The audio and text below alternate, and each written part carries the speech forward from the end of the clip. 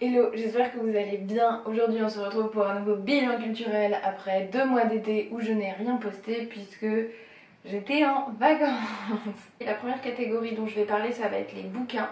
Je n'ai pas lu autant que ce que je prévoyais malheureusement cet été parce que j'ai beaucoup été prise par les podcasts et puis aussi par la vie en fait, qui a fait que il y a plein d'événements qui se sont passés qui ne devaient pas vraiment se passer, comme la perte de ma voiture ou encore toutes les péripéties que j'ai vécues à New York qui m'ont un peu chamboulé l'esprit, ou encore des concours d'école de cinéma voilà, qui m'ont bien pris le chou. Mais en attendant, j'ai quand même lu 2 livres. Donc le premier, c'est La fin de la solitude, qui est un roman que j'ai trouvé en gare, que j'ai pris complètement par hasard. C'est l'histoire d'un jeune homme en fait qui va revenir sur son histoire. Donc il perd ses 2 parents lors d'un accident de voiture alors qu'il a 8 ans. Et donc ça c'est le début du roman, et donc il va nous raconter comment il a évolué dans sa fratrie, parce qu'il a une grande sœur et un grand frère, du coup à l'internat. Et là-bas il va rencontrer sa meilleure amie, Ava, qui va être une femme qui va le suivre tout au long de sa vie. Et du coup c'est ça, c'est juste l'histoire de sa vie et ce qui s'y passe. Et si ça s'appelle La fin de la solitude, c'est parce que il parle beaucoup de ce concept-là, du fait que puisqu'il a perdu ses parents et que c'est un traumatisme qui s'oublie pas et qui change des choses dans la famille, dans ses relations notamment avec son frère et sa sœur, et ben il s'est toujours senti très seul et il a eu du mal à trouver sa place, sa voie. Et donc il va nous raconter comment il est devenu l'homme qu'il est devenu à travers les expériences de la vie, ses histoires d'enfance, d'adolescence, de jeune adulte, ses histoires de travail, ses histoires de famille. Comme ça donne peut-être pas trop envie de la manière dont je le raconte parce que ça paraît très très simple, et pourtant c'est vraiment un livre qui est délicat. C'est un peu un mot qui me vient à l'esprit parce que je trouve ça vraiment beau de justement partir de rien, partir d'un réalisme total et d'une vie qui n'a rien de follement excitant pour en arriver à ce roman-là qui est juste le roman d'une vie, qui raconte cette vie d'un homme avec ses hauts et surtout ses bas, et comment malgré les bas on arrive à vivre. Et c'est raconté avec beaucoup d'empathie, avec beaucoup de pudeur et avec une justesse, je crois. Et ça m'a plu que ce soit un homme aussi sensible et l'histoire d'un homme aussi sensible à travers les années, et qu'on voit ce personnage se créer à travers tous les éléments de sa vie, pardon. Et on sent déjà son caractère d'enfant, mais on voit comment ce caractère d'enfant est transformé par les événements de la vie. Bref, c'est un roman que je vous recommande parce que c'est une lecture facile, mais c'est aussi une lecture haletante dans le peu d'événements qui s'y passent. Donc voilà, j'ai beaucoup aimé ce bouquin-là. Le deuxième livre que j'ai lu, c'est Le dernier gardien d'Ellis Island, qui est comme un journal de bord en fait de ce présumé dernier gardien d'Ellis Island, qui est donc l'île d'entrée de New York, là où tous les réfugiés passaient pour pouvoir avoir leur papier américain et rentrer sur le territoire. Là-bas, ils avaient donc plusieurs examens, que ce soit des examens de santé, de papier, etc., pour pouvoir ensuite rentrer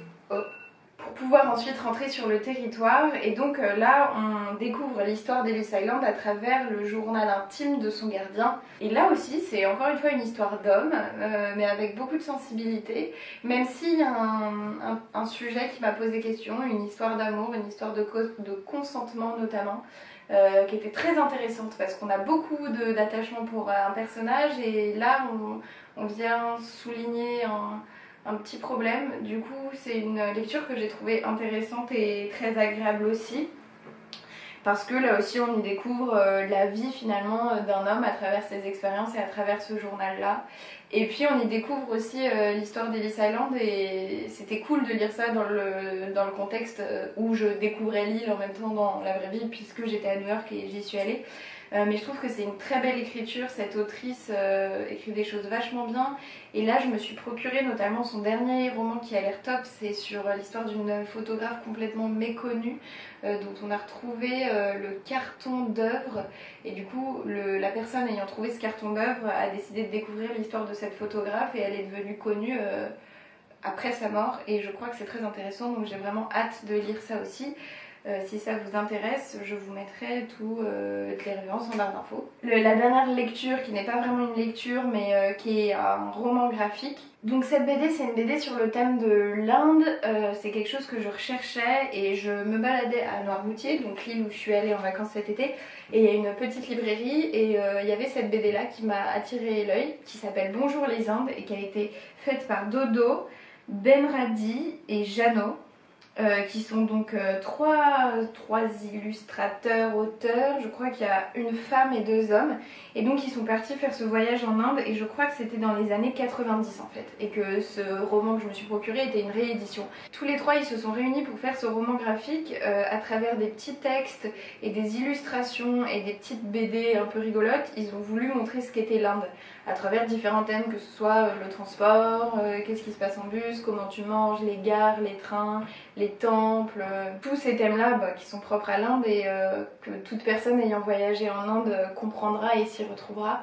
Et je trouve que c'est fait avec beaucoup de justesse et en fait c'est vraiment un carnet de voyage quoi, et c'est super beau et j'ai retrouvé le goût de l'Inde à travers leurs images et puis voilà, comme je vous l'ai déjà dit, l'Inde c'est un pays, une fois qu'on l'a connu, on est comme happé, complètement fasciné par ça et c'est la fascination que je ressens, que j'ai aussi ressenti et éprouvé à travers cette BD là qui est un peu farfouillie. Je vous mettrai des clips d'insert pour vous montrer tout ça, mais voilà, une très belle BD que j'ai beaucoup aimée aussi parce que ça m'a fait un très beau souvenir et que j'avais envie de voir l'Inde à travers ce support là qu'est le roman graphique parce que j'adore ça et j'ai été servie avec Bonjour les Indes. On va passer maintenant au cinéma, c'est une catégorie que j'adore et que j'avoue j'ai un peu mise de côté dernièrement parce que m'intéressant de plus en plus au cinéma et regardant vraiment un film à 2 films par jour, c'est beaucoup et c'est vrai que c'est dur de parler de tout ce que je vois, tant je vois de choses et tant il y a de choses que j'aime et tant je pourrais discuter des heures de chacun des films que je vois maintenant que je le vois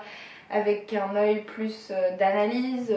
C'est vrai que c'est plus difficile pour moi de réussir à sélectionner ce dont j'aimerais vous parler, mais j'ai quand même vu cet été des films qui rentrent dans mon top 20, allez, parce que maintenant voilà, le top grandit, mais il y a notamment donc 3 souvenirs de ma jeunesse de Arnaud Desplechin, qui est un film qu'il a réalisé en 2015 avec comme acteur Quentin Dolmer, qui est un acteur absolument fascinant, que j'adore, que j'avais vu aussi dans Synonyme et que je trouve absolument exceptionnel. Il a quelque chose de tellement lui dans sa diction, dans son jeu, dans sa nonchalance, dans sa liberté que je trouve phénoménal et qui sert vraiment ce film là. Sans lui le film serait clairement pas ça. Et donc ici c'est l'histoire d'un jeune homme à travers 3 souvenirs de sa jeunesse justement. D'abord à l'âge enfant, c'est une séquence qui dure 30 minutes je pense. Ensuite tout ce qui est de l'âge de l'adolescence, avec notamment sa première histoire d'amour qui est une histoire d'amour très très passionnelle, fusionnelle et vraiment voilà, ce premier amour tumultueux que tout le monde ne connaît pas, mais que si tu connais tu vois de quoi il s'agit. Et donc c'est principalement sur ce souvenir là qui s'attelle, c'est ce souvenir tumultueux de son premier amour avec Estelle. Et là il va développer, il va nous expliquer en gros comment ça s'est passé sur plusieurs années, de la rencontre à la rupture.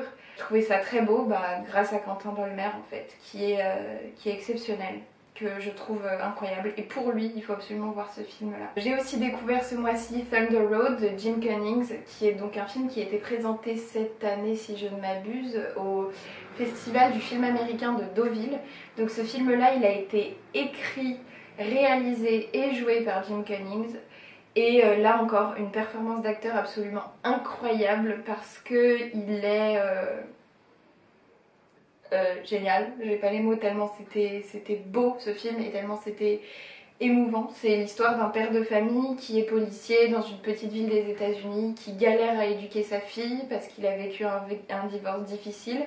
Et le film s'ouvre avec l'enterrement de sa mère qui vient de mourir. Et il a aussi des relations un peu compliquées avec ses frères et sœurs. Et puis en fait juste c'est un homme sensible qui essaye de faire au mieux tout le temps et tu sais pas pourquoi il a que des bâtons dans les roues. Et c'est traité avec une intelligence, ce personnage est juste trop beau, il est tout le temps drôle mais sans le faire exprès, il est tout le temps touchant et il est tout le temps un tout petit peu à côté alors qu'il essaye vraiment de faire au mieux et il n'est pas aidé par la vie sans raison particulière et je sais pas, j'ai trouvé ça mais trop beau. Mais cet homme est un rôle et un personnage et au-dessus, auquel on s'attache et dont le souvenir restera à jamais parce que il habite complètement ce qu'il est, ce rôle qu'il a écrit, c'est parfait et c'est juste et en même temps c'est simple. Et c'est ça qui est intéressant aussi, c'est qu'il n'y a pas tant de fioritures que ça et c'est presque simple, ouais. Il est presque simplet d'ailleurs, mais il est parfait à mes yeux. Donc voilà, j'ai beaucoup d'amour pour ce personnage-là et du coup beaucoup d'admiration pour Jim Cummings, pour ce premier film d'ailleurs, je crois, qui est pour moi assez bouleversant. J'ai aussi découvert Birdman, que j'avais jamais vu, qui est un super film aussi, encore une fois. Donc là, c'est un film qui a été tourné en plan séquence. C'est-à-dire que ce qui est vraiment intéressant dans cette mise en scène, c'est que la caméra ne s'arrête jamais et suit le personnage et glisse de salle en salle. Et déjà rien que pour ça, visuellement parlant, c'est très fort. Et ce film-là a cette qualité première qu'il est un peu révolutionnaire par rapport à ça, parce que justement c'est que des plans séquences et c'est maîtrisé à la perfection. On glisse d'espace en espace et c'est vraiment génial, et de personnage en personnage, donc rien que pour ça, visuellement c'est très fort. Donc c'est l'histoire d'un homme qui est d'une star, plus ou moins, qui était connu pour son travail et qui a notamment fait un blockbuster qui s'appelait Birdman et qui du coup a complètement fait un truc de dépersonnalisation et qui a l'impression d'être un peu possédé par cette personnalité de Birdman, mais qui veut s'en détacher forcément. Une fois que tu as fait un blockbuster et que tu es associé à une telle figure, tu as envie de retourner à ta vie d'artiste, et une vie d'artiste pour moi, en tout cas de comédien, c'est pouvoir jouer plusieurs rôles et pas être cantonné à un seul type de rôle. C'est ça qui est intéressant dans le travail de comédien. Et donc là, il joue une pièce de théâtre qui met en scène justement. Et donc c'est son grand retour après avoir fait Birdman dans une pièce de théâtre. Et il a un premier rôle, enfin en tout cas il joue un des 4 personnages principaux. Et donc c'est sur ce film, c'est sur justement ce travail de comédien, ce rapport avec soi-même, ce travail avec l'ego, avec cette dissociation des personnalités quand tu joues d'autres rôles, à quel point les personnages deviennent toi-même, à quel point tu t'investis dans ton travail et à quel point c'est difficile parfois de se reconstruire après des rôles qui sont très forts, de se réinventer aussi, d'aller au-delà de soi dans son travail d'acteur. Et j'ai trouvé ça génial, vraiment c'est super bien comme sujet, enfin en tout cas moi ça m'intéresse vachement et je trouve que c'est vraiment bien traité, que l'acteur est assez phénoménal lui aussi et qu'on a vraiment un film qui nous tient en haleine tout le long et qui est super juste justement sur la question de voilà, c'est quoi d'être comédien et à quel point ça peut être difficile de devoir être plusieurs et de devoir se réinventer, et comme c'est un milieu dur et comme il y a de la concurrence partout et que pour une personne en soi, enfin lui, l'homme qu'il est, à quel point c'est difficile mentalement aussi de devoir affronter tout ça. Et je crois que c'est aussi un sujet qui moi me parle parce que c'est ce que je veux faire, c'est réaliser des films et travailler dans ce milieu-là, et on sait tous qu'après des succès phénoménaux, on est attendu au tournant. Et c'est une difficulté constante de se réinventer et d'avancer et de progresser dans son travail. Alors bien sûr j'en suis pas à ce point-là et je ne parle pas de ce que je connais pas, mais j'ai quand même cette impression-là et j'ai trouvé ça juste. Voilà, du peu d'expérience que j'avais eu avec des comédiens et du peu de ce que j'en ai ressenti, j'ai trouvé ça très juste sur ces rôles-là. Voilà, j'espère que j'étais assez claire dans ce que je dis. Un autre film dont j'aimerais vous parler qui a aussi été un de mes coups de cœur du mois d'août, c'est Frances A. Greta Gerwig, réalisatrice de Lady Bird, dont j'avais déjà parlé dans un bilan culture, actrice et réalisatrice que j'admire beaucoup. Et donc ici elle a un rôle, le rôle principal, donc Frances, qui est une jeune femme qui fait de la danse contemporaine et qui galère dans sa vie à New York, qui galère entre sa relation avec sa meilleure amie, qui elle évolue, grandit, change.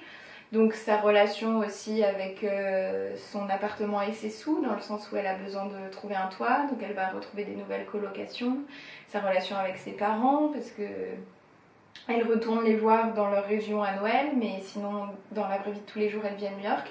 Et c'est juste l'histoire d'une jeune femme qui galère parce qu'elle a son âge, parce qu'elle est artiste et parce que c'est une vie précaire et compliquée. Et je me suis vraiment identifiée à ce personnage-là, je crois que c'est arrivé au bon moment, au bon endroit. J'ai l'impression d'être confrontée un peu aux mêmes difficultés entre guillemets dans ma vie. C'est un film qui est en noir et blanc.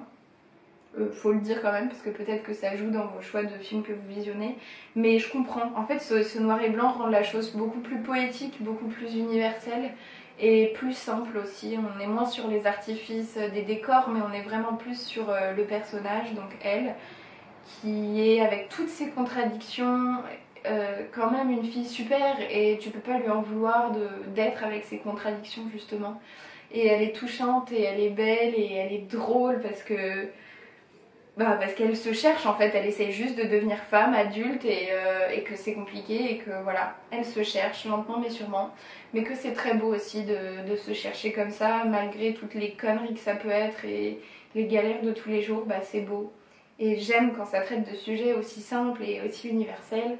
Et donc c'est pour ça que ce film m'a beaucoup plu. Je me suis vraiment reconnue et j'ai trouvé ça doux et très très plaisant comme film. Donc je vous le recommande aussi grandement. Bon, c'en est tout pour les films, voilà. J'espère que toutes ces petites recommandations films vous auront plu. Et je tâcherai d'en faire à chaque fois que j'ai de si beaux coups de cœur dans les bilans culture.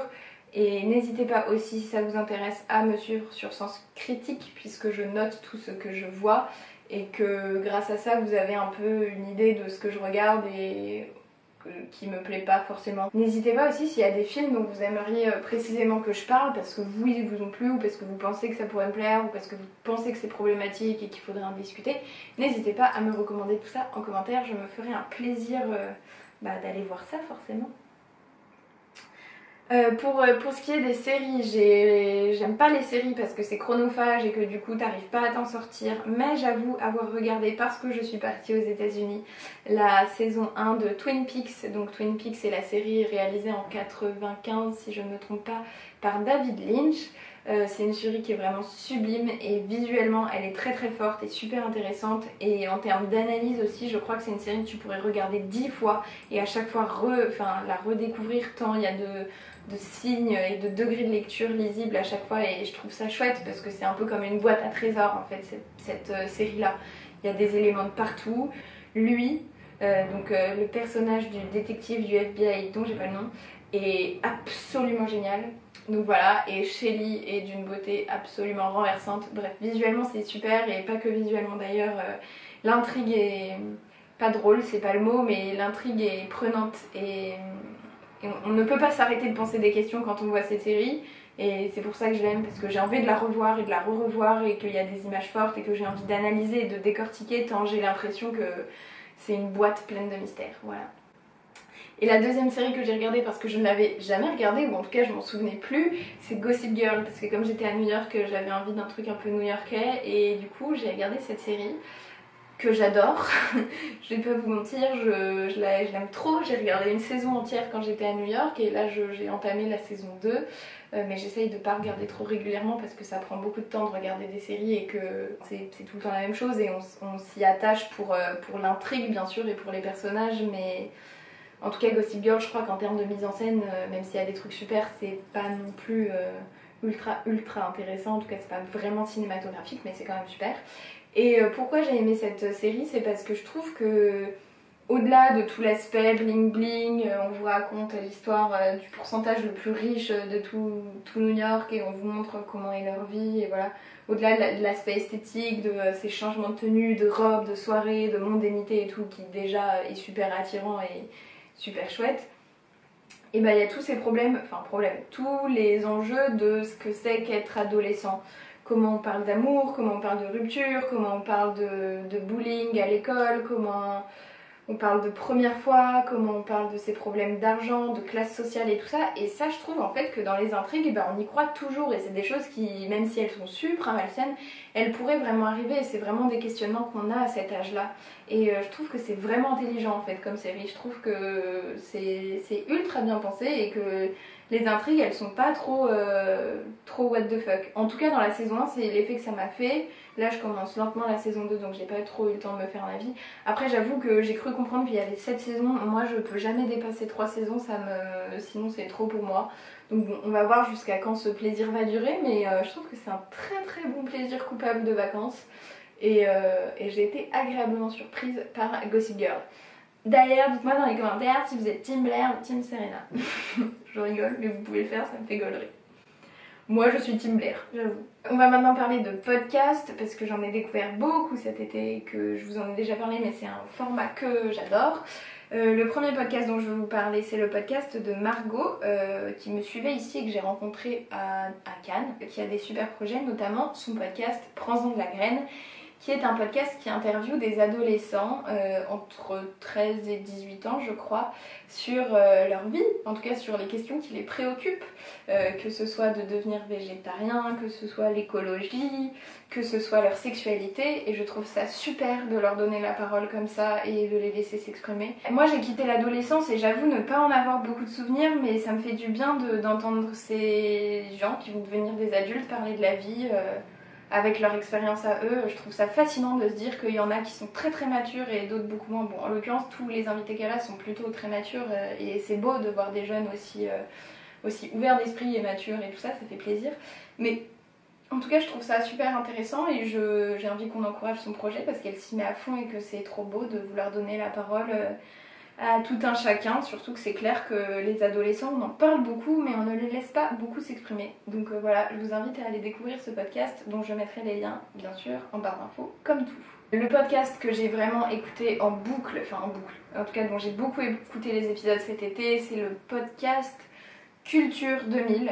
J'ai pas trop réussi à comprendre qui avait écrit ce podcast, qui sont les gens qui le font et tout ça. J'avoue, j'ai pas trop réussi à le comprendre, peut-être que je me suis pas assez informée, mais n'empêche que c'est donc des potes, 5, des garçons et des filles, qui doivent avoir 25-30 ans par là, qui se réunissent autour d'une table et qui parlent d'un sujet pendant 1h30, qui juste expliquent ce qui s'est passé, factuellement. Et c'est sur plein de sujets divers, genre ça peut être sur New York, il y a notamment un épisode de New York que j'ai adoré, ça peut être sur l'écologie, ça peut être sur les Indiens, ça peut être sur les sorcières, enfin la chasse aux sorcières, bref, que des sujets comme ça, et en gros tu vois qu'ils se sont documentés là-dessus, tous, chacun, ils doivent avoir leur fiche, en tout cas ils ont appris sur le sujet, et ils vont juste pendant 1h30 te partager l'histoire en plusieurs parties, où les uns rebondissent sur les explications des autres. Je trouve ce format absolument génial parce que tu apprends trop de trucs et que la manière dont ils parlent est une manière hyper accessible où vraiment c'est des amis qui discutent entre eux, qui rigolent aussi et qui rendent ça beaucoup plus accessible. C'est du contenu hyper intelligent, hyper accessible, hyper bien expliqué. Tu ressors de là, t'as appris plein de choses sur plein de sujets et franchement je trouve ça trop bien. Donc allez écouter ce podcast si vous voulez ressortir plus intelligent et briller en société. Parce que vraiment c'est de la high quality que je recommande fortement. Donc dernièrement je suis vraiment dans ma phase écolo transitionnaire à mort, il y en a marre de cette planète qui est en train de clamser et j'avais besoin de m'éduquer. Moi j'arrive pas trop à lire des articles et lire de la presse et lire aussi des livres sur ce sujet là, donc j'avais besoin de podcasts à ce propos là.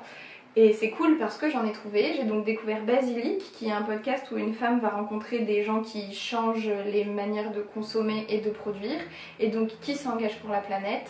Donc c'est des entrepreneurs généralement qui ont créé des marques plus responsables, ou ça peut être aussi des gens qui sont des communicants pour des grosses boîtes, ou des gens qui font de l'énergie verte, enfin bref, plein de sujets différents, et qui expliquent donc leur parcours et leur métier, et leur transition. Et je trouve ça vraiment intéressant de voir pourquoi ils en sont arrivés là et quels sont les métiers, et comment l'écologie peut être adaptée plus ou moins à notre société de consommation aujourd'hui, même si pour moi c'est pas un état vers lequel enfin c'est pas suffisant. Pour moi il faut déconstruire beaucoup de trucs, notamment beaucoup de trucs dans le système capitaliste, mais c'est un autre sujet. Mais en tout cas je trouve que c'est bien si on s'intéresse à ça et si on a envie de comprendre comment on peut faire une transition et comment il y a des alternatives vraiment. Donc il y a ce podcast là. Il y a ensuite le podcast Graines de possible. Alors Graines de possible, c'est une jeune femme qui s'appelle Camille je crois, qui a fait de l'écologie son cheval de bataille, c'est comme ça qu'on dit, je suis pas sûre. Mais en tout cas elle a ouvert ce compte Instagram où elle partage plein de trucs absolument formidables. Bref, je reparlerai d'elle sûrement au prochain épisode parce que là ça fera trop long, mais il faut absolument aller suivre son compte et il faut aller donc aussi s'inscrire à son podcast qui est un podcast où elle interviewe des gens qui essayent de changer le monde et elle le fait avec bienveillance, positivité, dynamisme et c'est génial. Enfin j'aime trop cette personne, elle me fait du bien, elle me rassure, elle m'encourage, elle me donne l'énergie de continuer dans cette voie et et de me dire que ouais, j'ai pris la bonne décision de m'investir là-dedans et de changer mes habitudes et de continuer à faire des efforts pour la planète et que ça vaut vraiment le coup. Et donc elle a interviewé des gens qui s'engagent aussi et c'est super, donc allez voir ça. Si ça vous intéresse, c'est super accessible aussi et cette personne est juste un soleil, donc ça fait du bien, mettez du soleil dans votre vie. Allez suivre Camille, Graine de Possible. Le dernier podcast vert dont je voulais parler et après on se quitte, c'est en fait donc Mathieu Vidard, qui est un journaliste de France Inter, avait une émission l'année dernière, enfin pendant plusieurs années d'ailleurs, qui s'appelait La Tête au Carré, qui était tous les jours à 13h je crois sur France Inter donc, et qui était une émission scientifique où il parlait des avancées scientifiques, etc. Et chemin faisant, et parce qu'il est plus qu'important aujourd'hui que de parler d'écologie et de s'y intéresser et de s'engager, Mathieu Vidard a changé la tête au carré en la terre au carré. Et donc aujourd'hui, son émission ne se consacre plus quasiment exclusivement qu'à l'écologie et à tous ces sujets-là. Et donc là, il a commencé vraiment, c'était sa première semaine, il a commencé lundi son nouveau format. Et donc il a sorti, donc ça fait un épisode par jour, donc 5 épisodes, et puis après c'est une émission qui revient tous les jours. Donc puisque c'est une émission toute neuve, on sent quand même qu'ils essayent de créer un truc et qu'ils sont encore à tâtons et que du coup ils voient un peu les sujets en grand, c'est-à-dire qu'ils voient à large échelle et ils sont pas encore sur des sujets très précis et donc ils parlent de ça dans les grandes lignes. Mais je trouve quand même que c'est vachement bien. C'est vachement bien, on parle d'écologie enfin et on parle de toutes ces alternatives et de ce que ça veut dire et en termes de politique, qu'est-ce que ça engage, et puis il invite des invités pour en discuter, il y a eu notamment un épisode avec Cyril Dion. Donc bref, je trouve ça super que la radio nationale s'engage aussi à défendre, enfin défendre non, parce qu'ils sont pas censés défendre, mais en tout cas à parler de ces sujets-là et à les rendre accessibles à n'importe qui. Et ben je vais m'arrêter là. Je voulais parler aussi d'artistes que j'ai découverts ce mois-ci, de compte Instagram, mais je dois aller manger et j'ai très faim et je ne peux pas faire attendre ma maman chérie. Mais j'espère que ce bilan culturel vous a plu, ça m'a fait trop plaisir de revenir parler de tout ça. Là je me rends compte à quel point je débite depuis tout à l'heure et à quel point ça me motive et ça me passionne et je suis heureuse de partager toutes ces découvertes avec vous. J'espère encore une fois que ça vous a plu. Si vous avez des recommandations de choses que vous avez découvertes cet été, n'hésitez pas à les mettre en commentaire. Ce serait avec gros plaisir que j'y jetterai un œil. Je reviens bientôt, promis, je reviens bientôt avec un nouveau bilan culture, avec les sorties ciné de la rentrée, de nouvelles lectures que j'ai faites entre temps, parce que là je suis en train de lire quand même. Et pourquoi pas des nouveaux podcasts, mais surtout des expositions, puisque je suis de retour à Paris et que j'ai envie de parler de ça aussi, des artistes qui me plaisent en termes de peinture, de sculpture et de tout ça. Ce sera pour le prochain épisode que je fais bientôt, je promets. D'ici là, passez une belle journée ou une belle soirée. Et je vous dis à bientôt et je vous envoie. Bisous!